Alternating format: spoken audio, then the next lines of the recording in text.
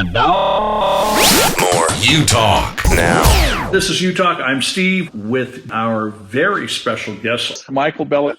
Hey, there you are. Great to see you. Good to see you too. You are everywhere, from TikTok to YouTube to Amazon Prime.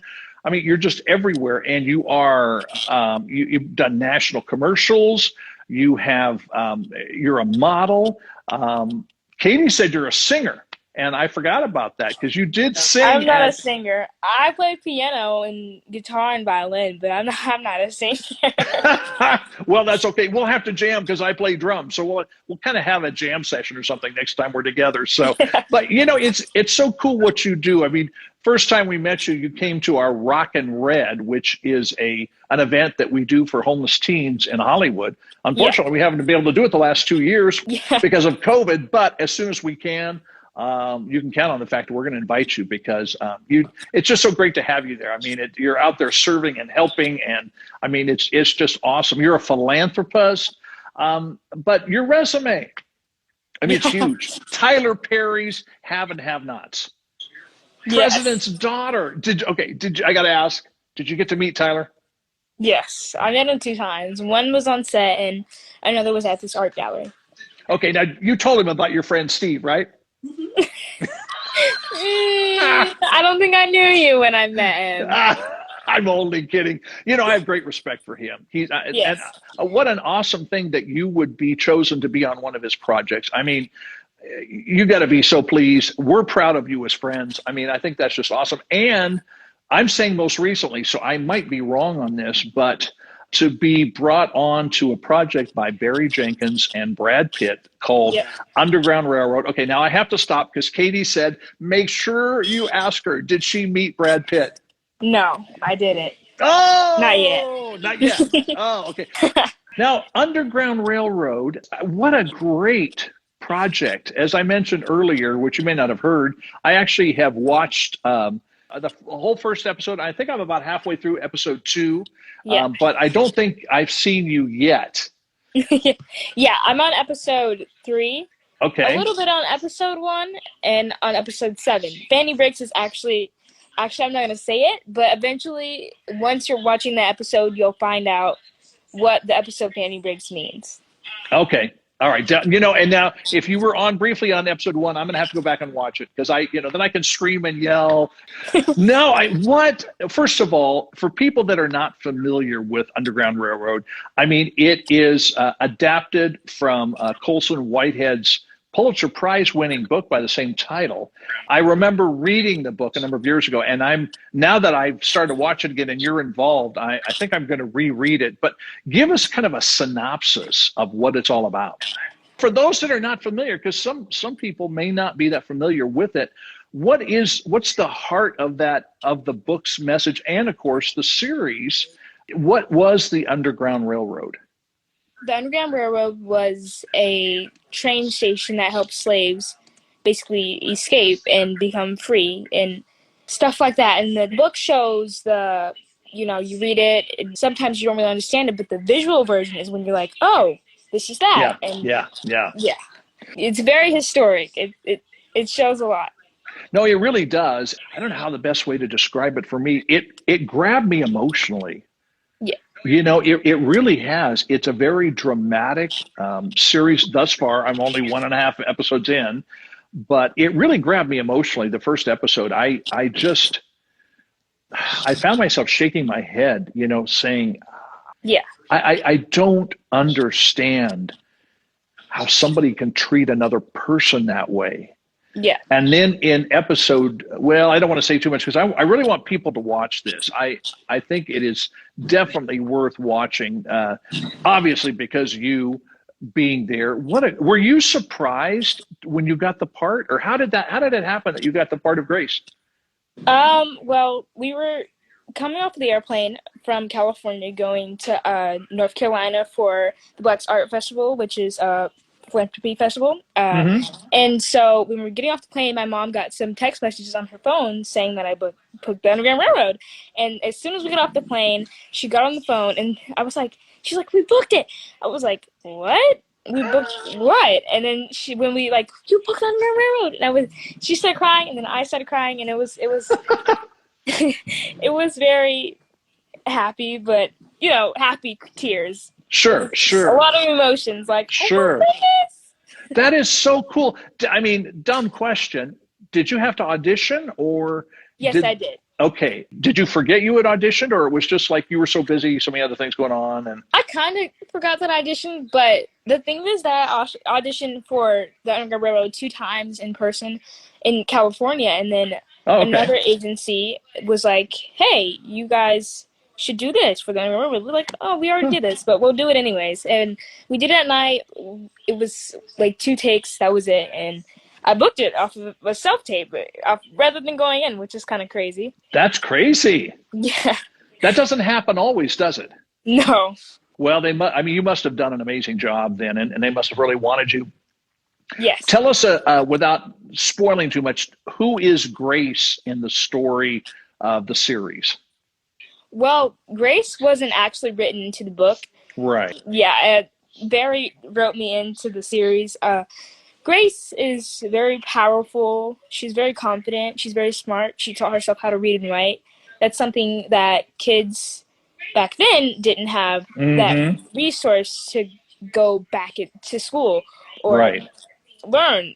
So it was really awesome that she taught herself how to read, especially because she was inside of a crawl space, inside of a basement for most of her life. So she never really went outside. She never went outside. So it was just amazing how she taught herself that. And I aspire to be Grace someday.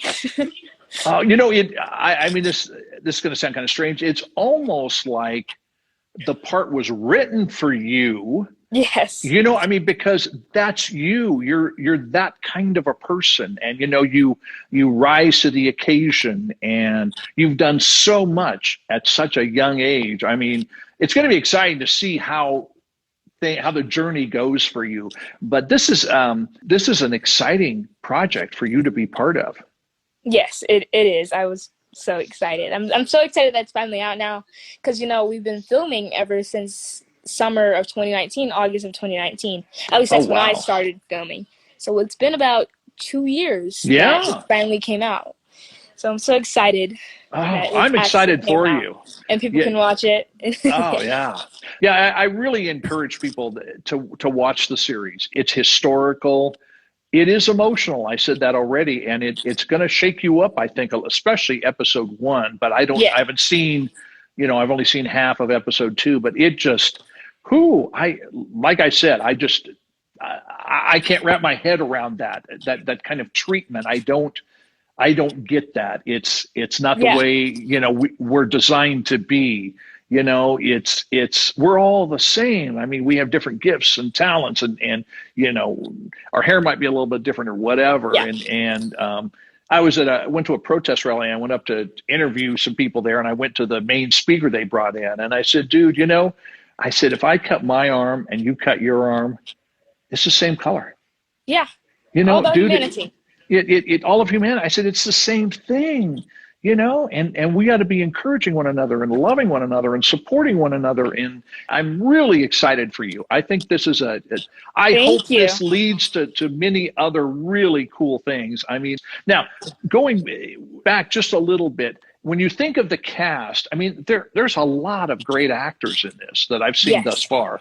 Is there one person that that was you were closer to and had more of an impact on you than others? I mean, I imagine the whole experience, but was there that one person that kind of maybe mentored or encouraged or supported, or all of the above? Thuso was really the only person who I worked on set with. Really all of my scenes was only with Thuso, or I was by myself. So Thuso has to be the one who was kind of mentoring me and guiding me about. What's one of the, I know many things, but if you could narrow it down to 1 or 2 takeaways that you picked up from that collective together on the screen, was there 1 or 2 things that you kind of an aha experience where, whoa, this is so cool, and something you've taken with you? Humanity, probably.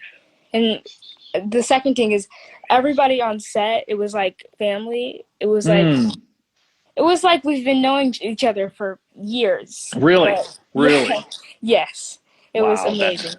Is that typical, Mychal-Bella? Does that happen often, or No, really? Okay, so this was totally different then, or very different. yes, very. Wow. You know, being a musician and playing in a lot of bands and stuff, we had that family vibe going a lot. Not all the time, but a Yeah, lot. So it was that same kind of thing then, it sounds like, with the cast and all. yes, it was amazing. It was like our chemistry. It like came together, and we got things done on set, and it came out. The work came out amazing. Oh, that's cool. That's cool. I hope you have a whole lot more projects like this. I think it just, you've worked so hard and you're so dedicated and you've got such a great heart. I mean, philanthropist, but just as a person, you know, and that's why we appreciate you so much. And I mentioned it, you know, last week. So, hey, we haven't had Mychal-Bella on for a while. And then I saw Amazon Prime. I'm going, okay, this is the time. Yes, Right now, this is the time. Okay, perfect timing. I got to ask you, this is totally random, okay? And we've had several conversations, but random question for you, just for everybody to get to know a different side of you, not the professional side, but like the personal side, okay? Okay, Are you okay. ready? Okay, Yes. here's this weird thing I came up with. If you could pick one item to eat, one food to eat the rest of your life, what would you choose and why? This is kind of weird, but I'd pick a salad because I was gonna say pizza at first, but for the health benefits, if you eat pizza every single day, eventually that just heart attack. No, that won't end up good. Salad's a little better. It might not be good either, but it'll be a little better. And I can style it with different ways. Pizza is just bread, cheese, and tomato sauce. Well, So, what about pepperoni or sausage or olives or I ham or don't really like that pineapple much or stuff on my pizza. The only okay, well see, things that I was kind of hoping, you know, being Italian, you know, I was kind of hoping that you were going to say pasta, you know, yeah. pizza, whatever. Okay. All right, now here's another random question then that just comes to my mind. So, salad, you choose a salad. Okay, if you were a salad, what ingredient in the salad would you be and why? Cheese. I like cheese. I love cheese. It's so good. But I wouldn't want to eat myself, so that's kind of weird. But I feel like cheese makes the salad come together.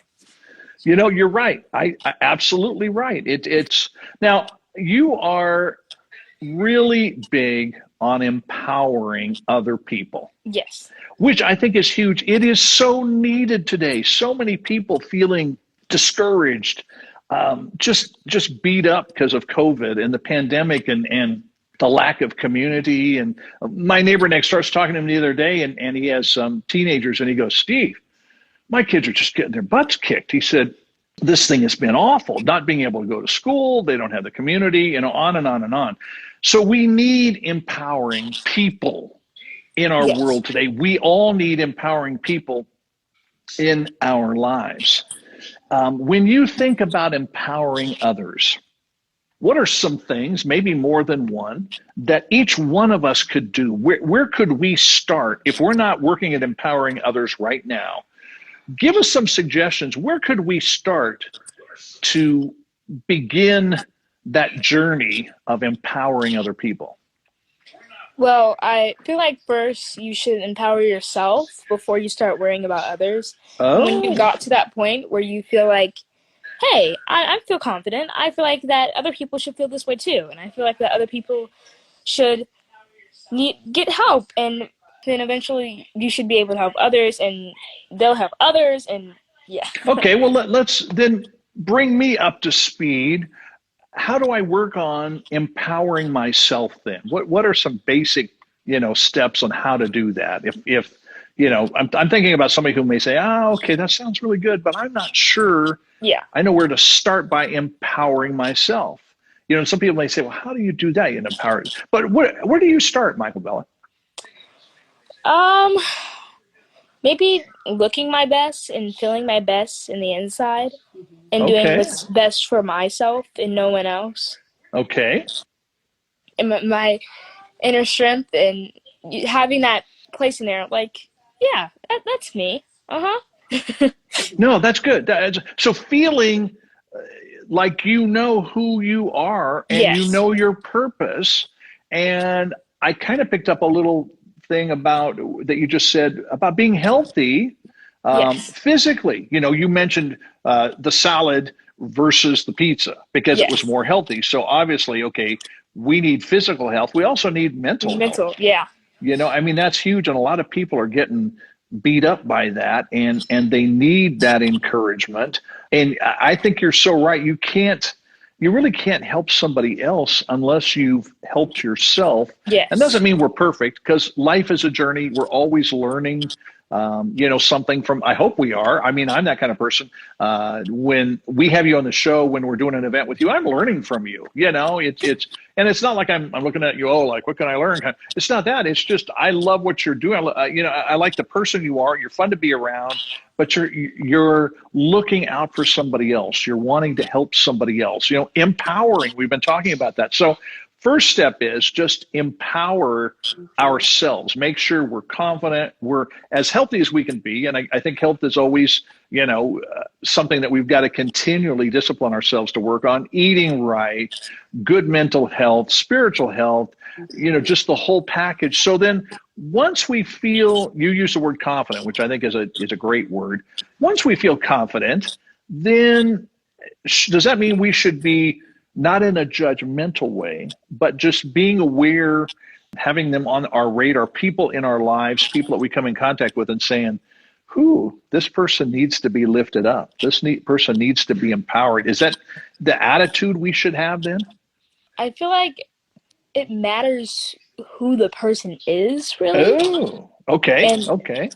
even though you do want to help them, the person might think that's rude. Even if they think that they're at that place, you might not want to tell them that, or you might not want to come at them with that because they might be like, am I really this? Or am I really that? They might start questioning themselves, and that's going to Mm. make them feel worse about themselves. That's really good. I like what you're saying because that is so important. Because as soon as somebody feels that way, you're going to rebuff them. They're going to pull back and say, get out of here. I don't want anything Yeah. to do with you. But so is there more of a gracious way about doing this? Does it Yes. need to be somebody that you know a little bit better to start with, or does that not really matter from I your feel like perspective? it would be, yeah, somebody who you know more, and I feel like if they know that it's not coming off of a judgmental place, like you're like not being rude, like, hey, you need to fix yourself or something like that. Mm-hmm. Yeah, it needs to be someone who you know and who they know, like, hey, they're actually really trying to help me. They're not trying to be rude. They're actually like, Mm-hmm. hey, are you okay? Hey, do Mm-hmm. you need help? They're checking up on you, you know? Yes, yes. No, I like the wisdom of what you're saying. And I do think we have to be careful who we let into our lives in that way. I know from experience, I'm not going to let anybody and everybody just come in and, hey, how you doing, dude? What's going on?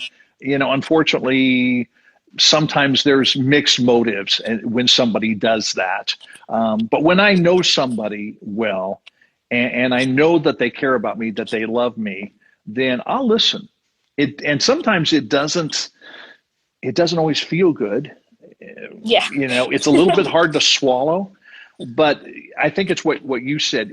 If that person knows you care about them, when I know somebody cares about me, bring it on, because I Yeah. know what you want the best for me. You're not trying Yeah. to put me down. You're not trying to judge me. You're not trying to be critical. You want the best for me. And I think there's a humbleness we have to use when we approach somebody and let them know we love them, that we really do care about them, and we want the best for them. And, I've noticed with some, just thinking of some people I've tried to empower, once we it's like you've got to get over this hump, this little bit of a hurdle. So they take a deep breath and say, okay, I know you care. Yes. I know you want the best for me. Well, that's great. That is such great wisdom. And Mychal-Bella, we need that so desperately today. Yes. Oh, we really do. There's so much division. There's so much hatred. And sometimes I step back and say, what can't we all let's all take one step back and a deep breath and check ourselves. And, because it's so far out of control, and it shouldn't be that way. It shouldn't be that way. We're all, can't we treat each other humanly, Yes. and go beyond that. I mean, that's nice. Okay. I'm going to treat you like a human, but let's go beyond that. Let's treat each other like special people, like, there's just so much that could be changed. And it's not rocket science. That's what bothers me. It's like, what is wrong with people? We've become so mean. We'll have to have you on sometime and talk about, we've kind of laid the groundwork for something new we're calling #goodbye2mean, MEAN, because we're so mean. I mean, people are just meaner than, I won't say it because I probably shouldn't say it on the air.